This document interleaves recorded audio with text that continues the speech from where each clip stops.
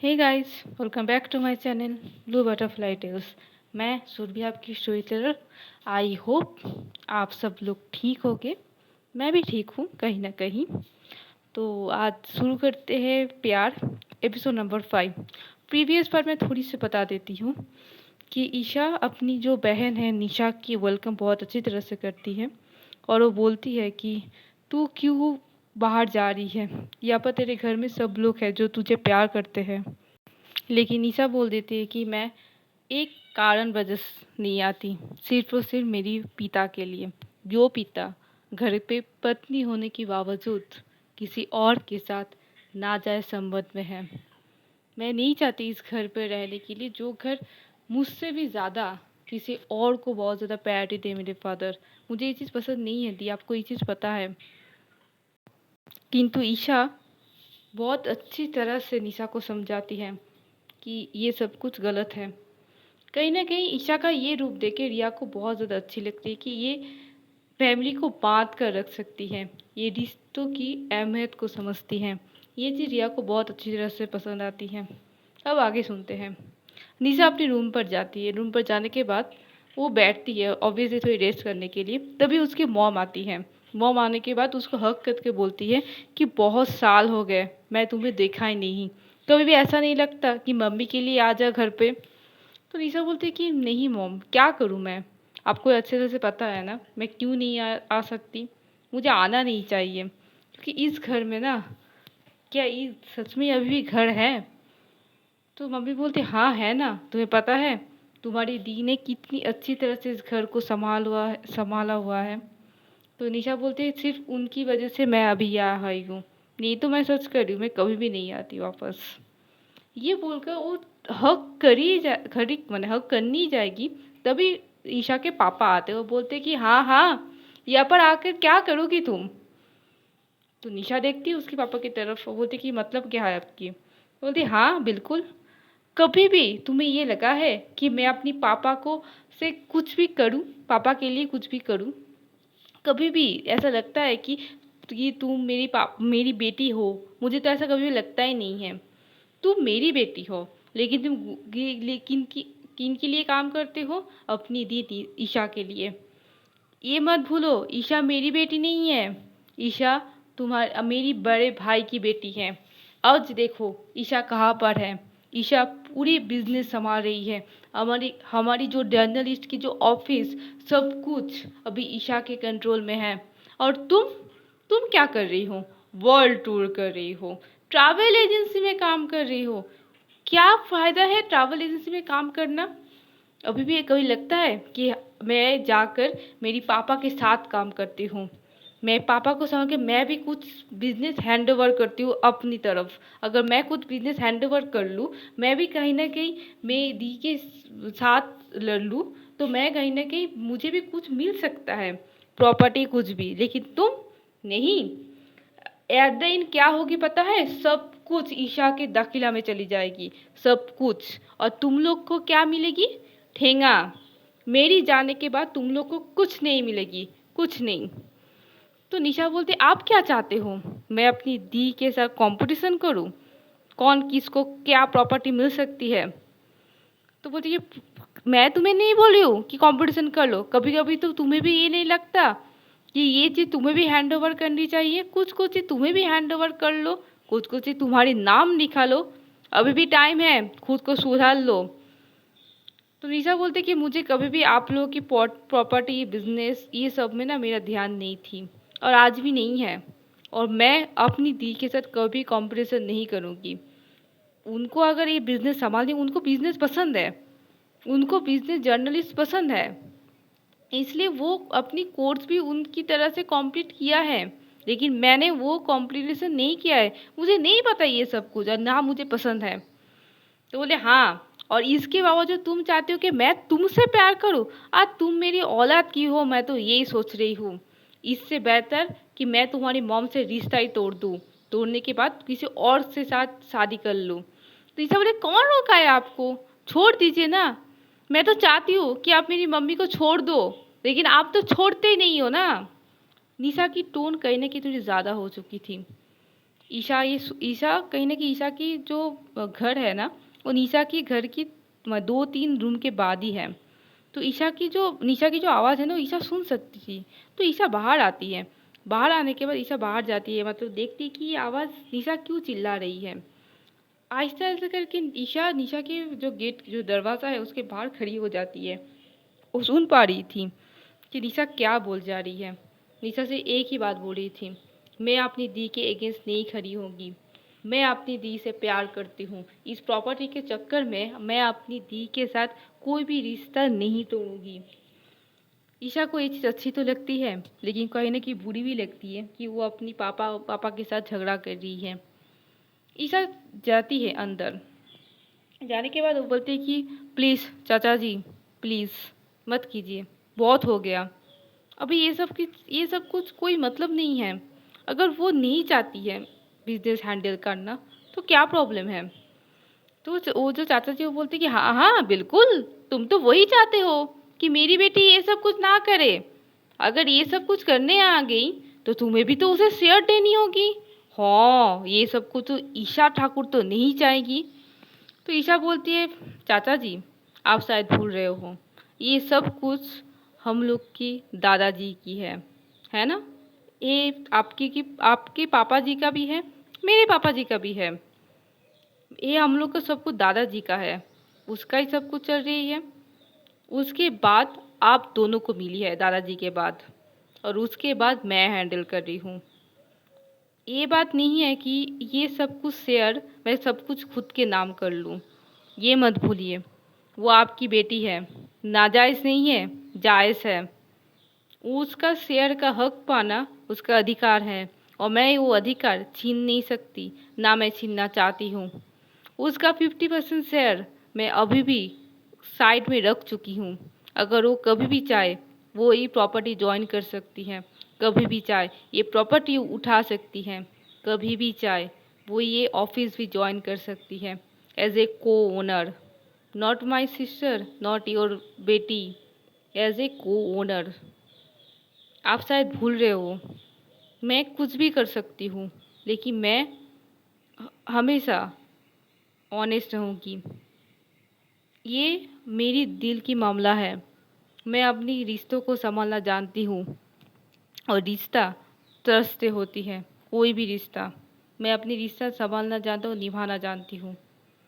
ये बोलकर ईशा चली जाती है। निशा बोलती है कि हाँ, किसको समझा रही है, जो रिश्ते की अहमियत तक नहीं समझती है। ये बोलकर निशा भी रूम से निकल जाती है। रिया सब कुछ सुन रही थी। कहीं न कहीं वो ये सब कुछ सुन रही थी कि जिन लोग के पास पैसा नहीं है, जैसे मैं, उनको भी प्रॉब्लम है, और जिन लोगों के बहुत ज़्यादा पैसे हैं, उन लोग को भी प्रॉब्लम है। तो डिफ़रेंस क्या है?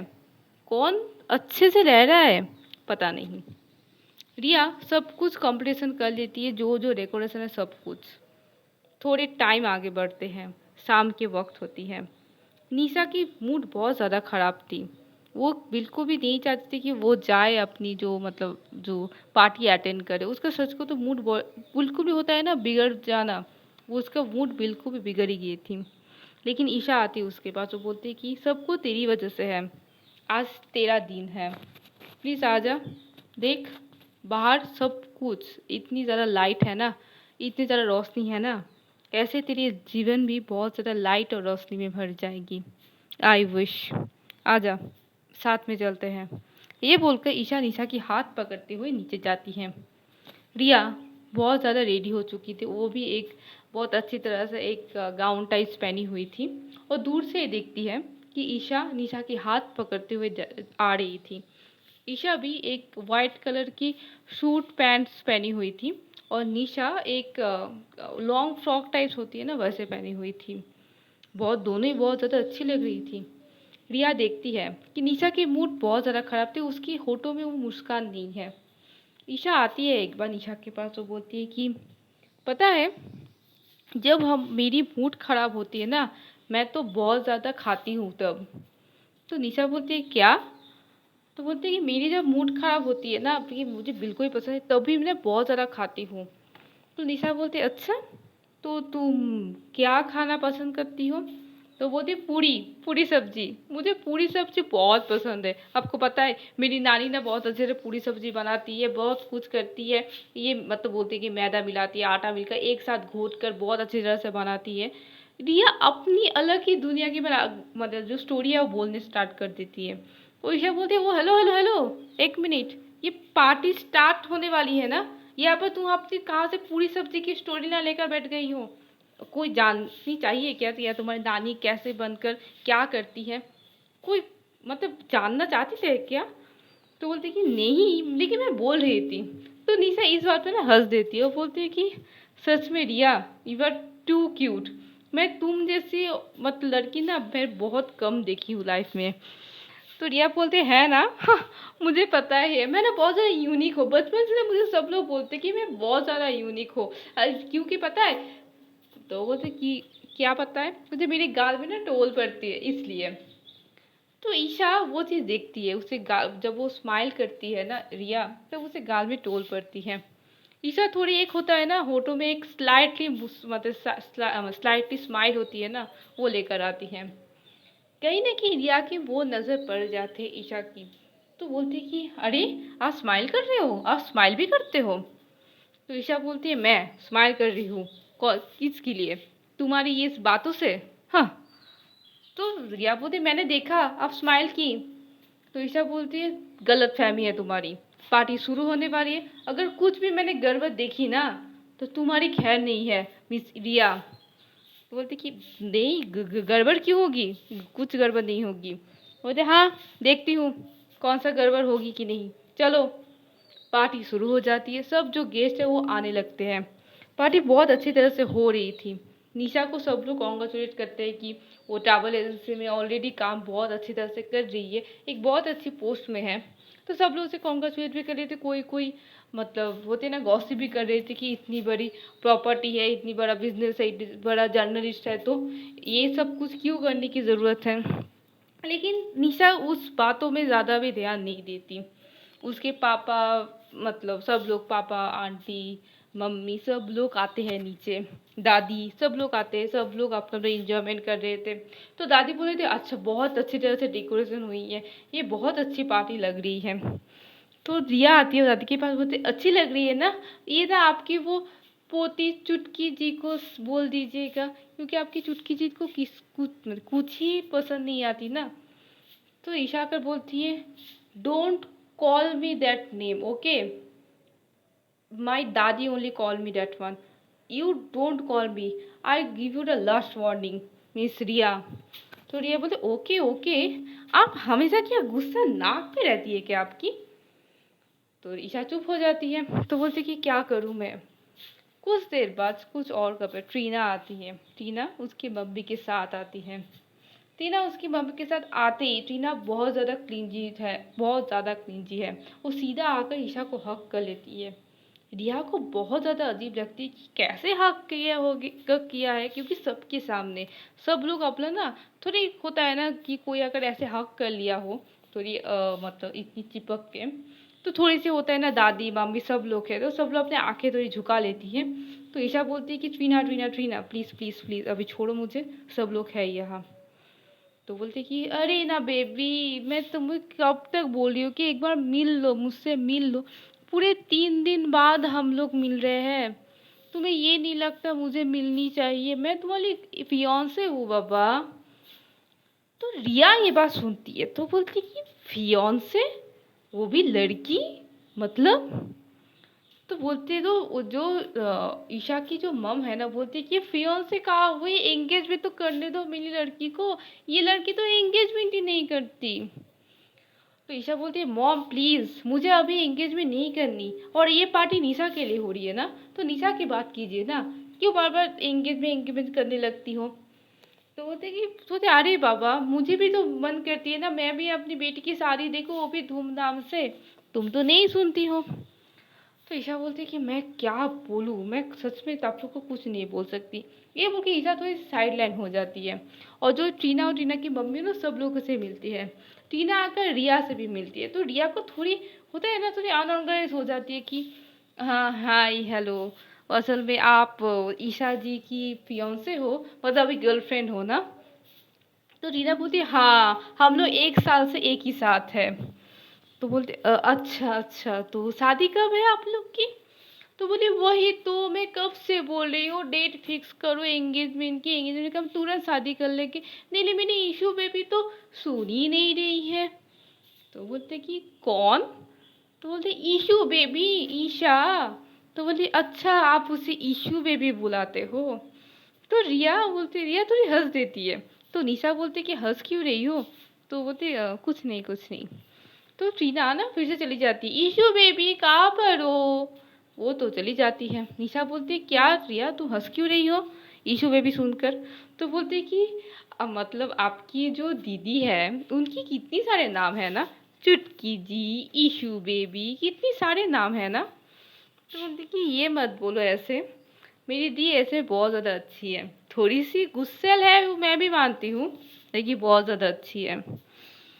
तो रिया बोलती है कि पता नहीं, अच्छाई तो मैंने देखी नहीं अभी तक, मैं तो सिर्फ गुस्से ही देखती हूँ। इतनी ज़्यादा गुस्सा करती है ना, मैं कभी कभी मेरा ना कान ही फट जाता है कि कितनी ज़्यादा गुस्सा करती है इंसान।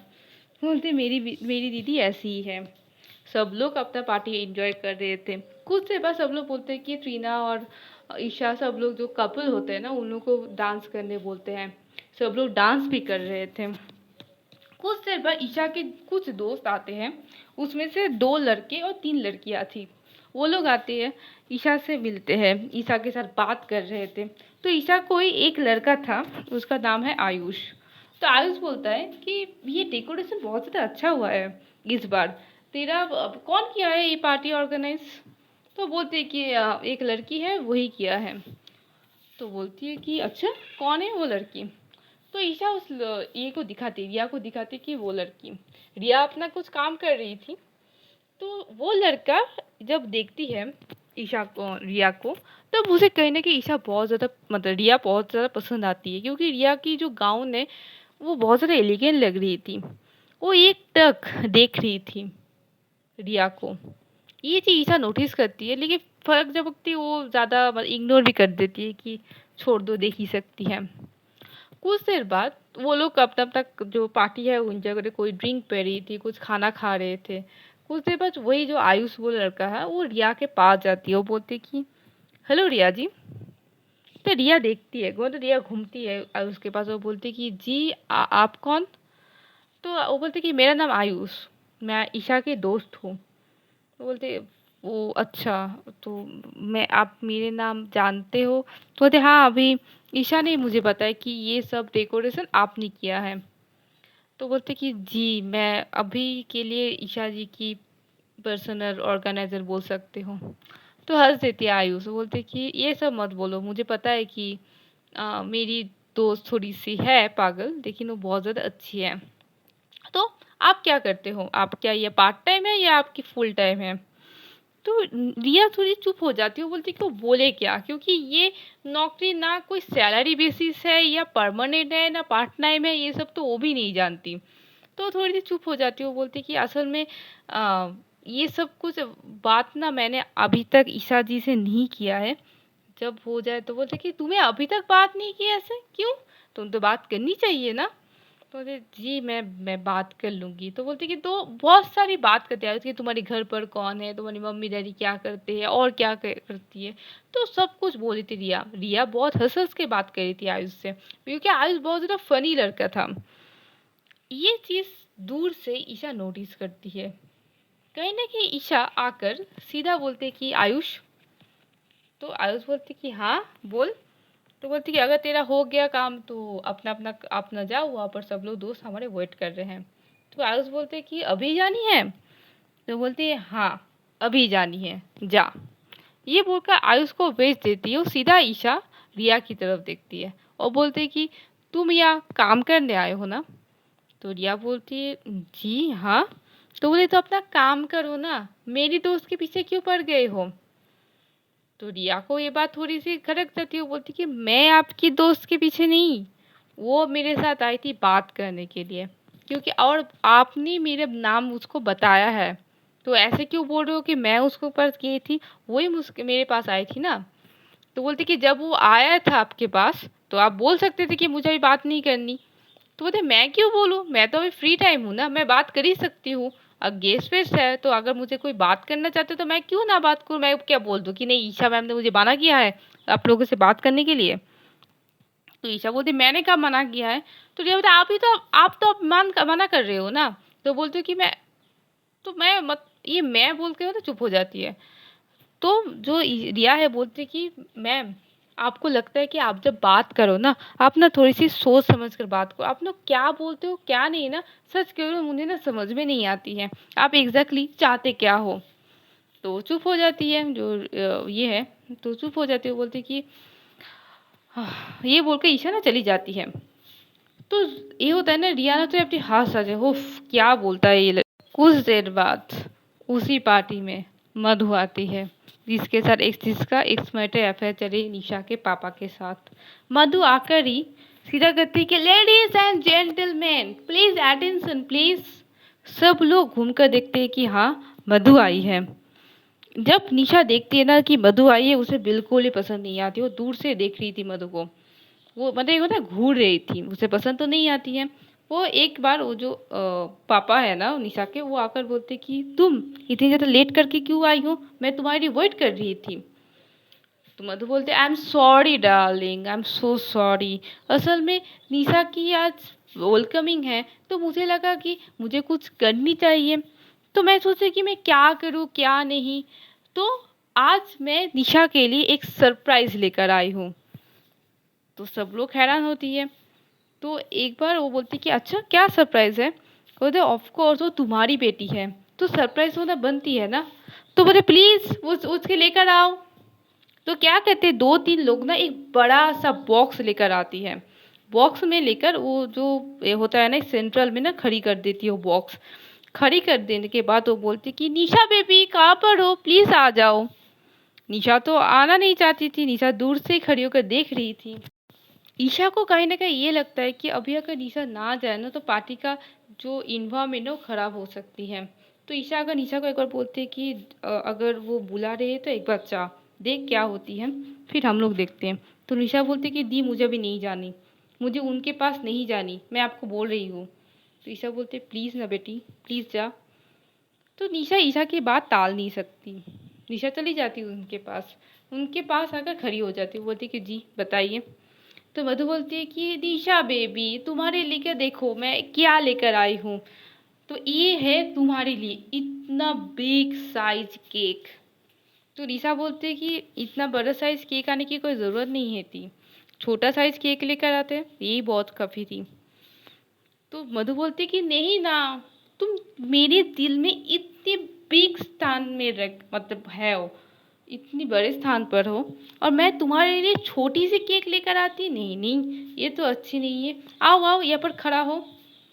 तो निशा फिर से आना नहीं चाहती थी किंतु ये एक बार उसके पापा की तरफ देखती, उसके पापा भी उसके जो आंखों से इशारा करते कि यहाँ पर आओ। निशा भी वहाँ पर कोई सिंक्रेट नहीं करना चाहती थी, वो भी आ जाती है, मधु के पास खड़ी हो जाती है। वो क्या करती है अपनी मॉम को भी बुला लेती है कि मॉम आप यहाँ पर आई हैं।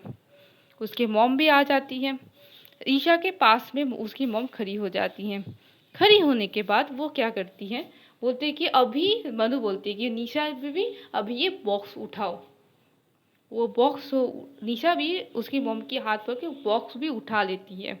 वो देखती है इतनी बड़े साइज का केक, लेकिन उसके जो फ्रंट जो केक जो क्रीम होते हैं ना, जो एक पिक्चर होते हैं ना, वो एक फ़ोटो पिक्चर वाली केक थी।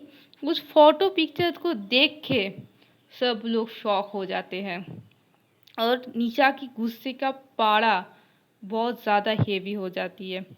वो बोलते कि व्हाट इज़ दिस।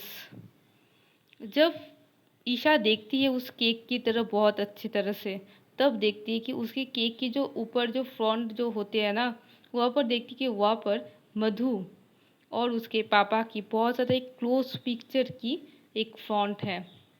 ये चीज़ देख के निशा की तो पारा मतलब कि मतलब पारा तो ऊपर हो जाती है, ऊपर से कहीं ना कहीं निशा की जो मॉम है उसकी आंखों में थोड़ी सी आंसू भी आ जाती है। निशा देख के बोलती कि अगर बेइज्जती करनी थी तो ये आज के दिन ही मिली थी, तो ये सब करने की क्या ज़रूरत थी। तो मधु बोलती क्यों क्या हुई। वो देखती कि उस फोटो को, वो बोलती कि क्या है ये सब कुछ, ये क्यों लेकर आए हो, ये तो मैंने नहीं बोली थी ना, मैं तो निशा बेबी की केक के आगे बोल थी, ये तो असल में क्या है ना निशा बेबी, हम लोग की ना एनिवर्सरी आने वाली है, तो मैं ये वाली भी केक ना ऑर्डर दी थी।